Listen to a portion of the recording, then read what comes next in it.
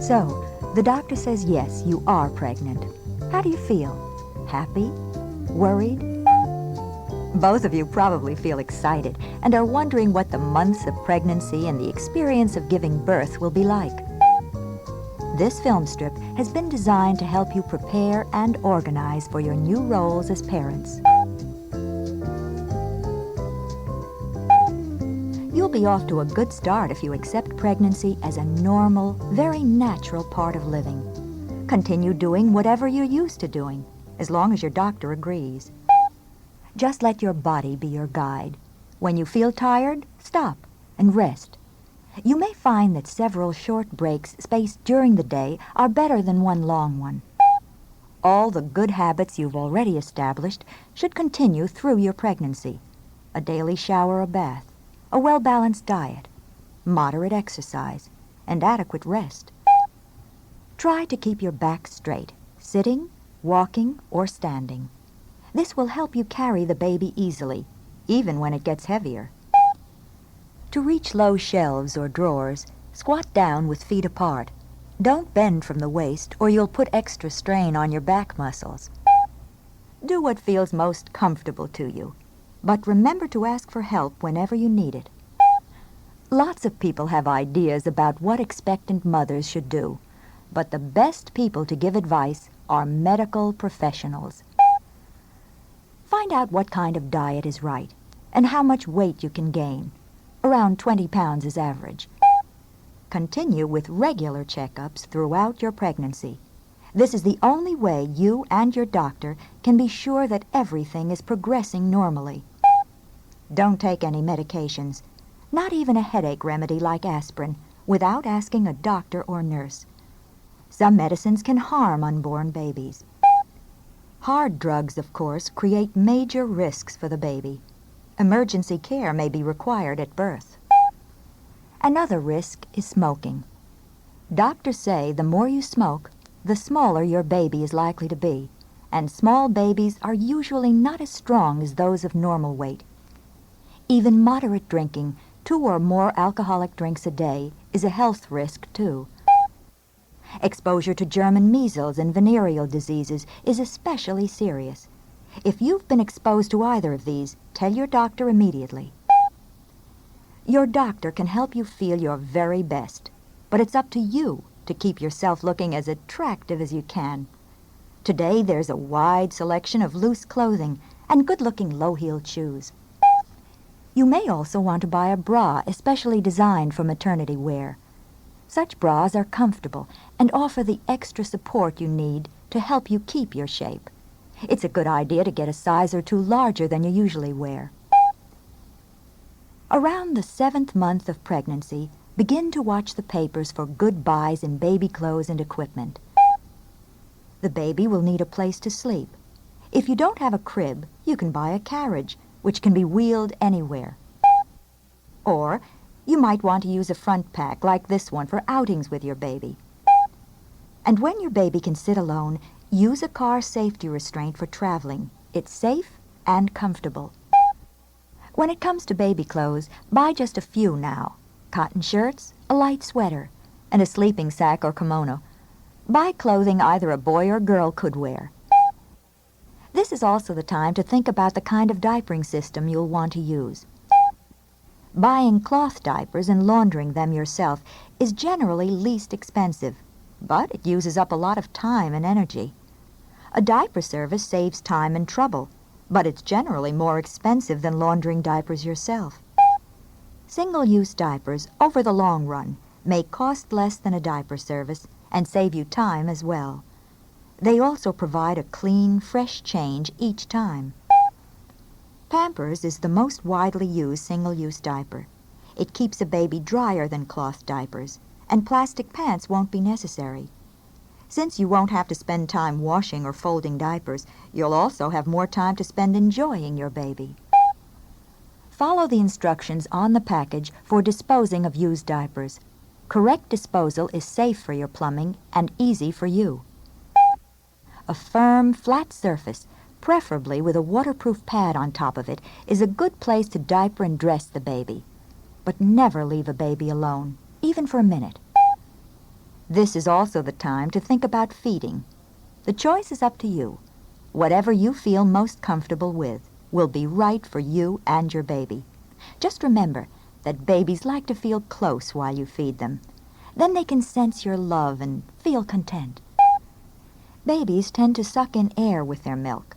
So during and after feeding, burp your baby by holding him in either of these positions and gently patting his back. If you choose bottle feeding, your doctor or nurse will suggest an appropriate formula. You can buy glass, plastic, or disposable bottles, nipples, and caps, and use a large saucepan or kettle for sterilizing.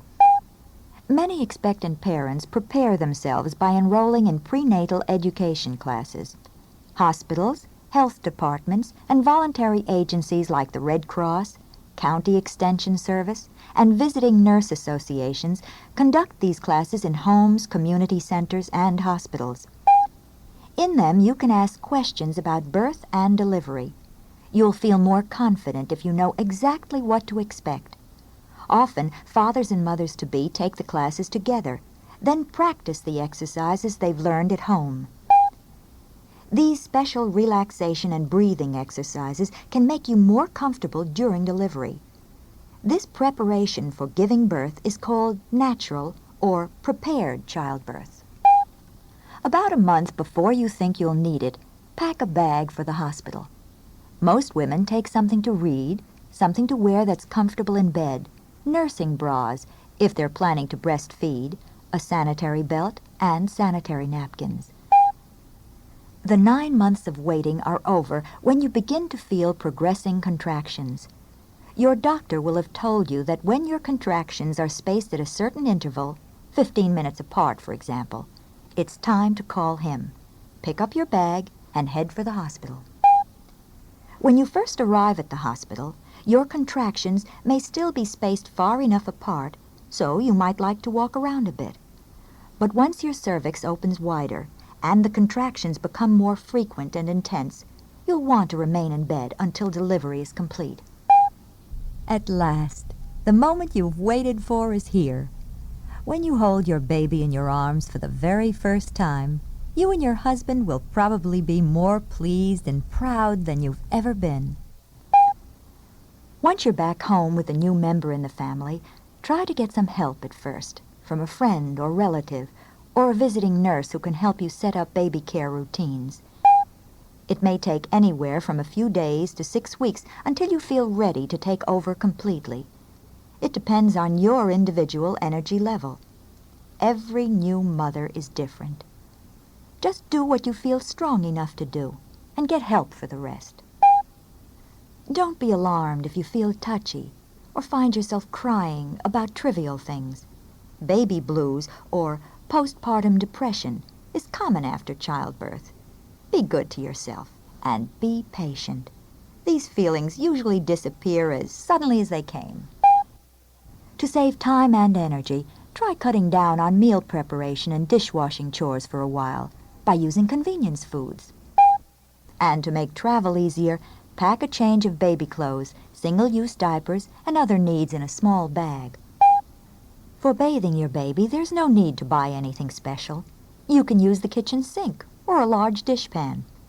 Choose a time to bathe your baby when he's wide awake, not after a meal when babies tend to be sleepy.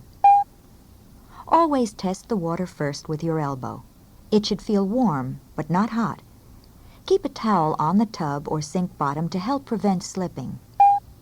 Hold the baby with your left hand, your arm supporting his head. Wash with your right hand. It relaxes a baby when you talk or sing to him. If the water frightens the baby, or he's so slippery he frightens you, give him a sponge bath out of the water for the first month or so. Right after his bath, wrap him in a towel so he doesn't catch a chill, and pat him dry. Don't forget to go for your first checkup 4 to 6 weeks after giving birth. Many doctors include this in their overall charge, or you may get the checkup free if you go to an outpatient clinic. Babies need checkups too, usually at 4 or 6 weeks of age. Your doctor will tell you when the baby should get shots to protect him from diseases like polio, mumps, measles, and several others. If you don't have a baby doctor, go to a clinic run by the health department, a hospital, or a neighborhood health center. After your baby has had an immunization shot, stitch or pin a bit of red ribbon to his shirt to remind you to be careful of his sore arm or leg. Most babies love to look at brightly colored objects that move. If you hang a mobile above your baby's crib, be sure to attach it securely so there's no chance of it falling. Babies also like it when you hold them and talk to them. When they try to imitate the sounds you make, it's their first attempt at speech.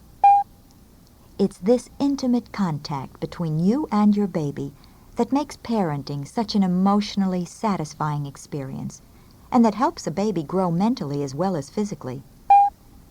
When your baby reaches 3 months, you can put him in a playpen, but don't coop him up in it for too long. He needs to be able to explore and to discover the world around him, as long as you're there to protect him. It's fun to watch a baby grow and begin to express her individuality.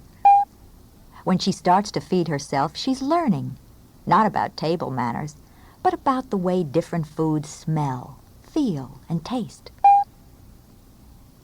When your baby begins to climb stairs, teach her to come down the way she went up, sliding down feet first, 1 step at a time. Watch carefully, and never leave her on the stairs alone. Try to play with your baby often, teaching her with safe toys that suit her stage of growth. No sharp edges, no small parts that can come off and be swallowed. As you help her learn and show your pride in her, she's likely to become a happy, cooperative child. It's best to respond quickly to a young baby's crying, but by the time a baby's crawling, if you pick her up every time she whimpers, you'll teach her to use that way of gaining your attention. You can still respond to an older baby's crying, but try distracting her by showing her a toy she likes. Then reward her with a big hug. As your baby grows, she wants to see and touch. Fill a low cabinet with things that are safe to handle, but be sure to keep all poisons and medicines out of reach, and put away anything that's small enough to swallow. Make your home safe by covering the electric outlets you're not using with special safety caps or masking tape. And be sure to block any stairs or open window which a baby might reach. Keep a first aid and poison control chart with emergency phone numbers near the telephone. And when you go out, leave the number where you can be reached with the babysitter. As your child becomes involved with the people and things around him, there are bound to be upsets. Everybody loses patience at times. So don't be too hard on yourself or your child. Perfect parents and perfect children don't exist. Relax and enjoy the parenting experience. As your child responds to you and others with trust and affection, you'll find that being a parent can be one of life's most rewarding and satisfying experiences.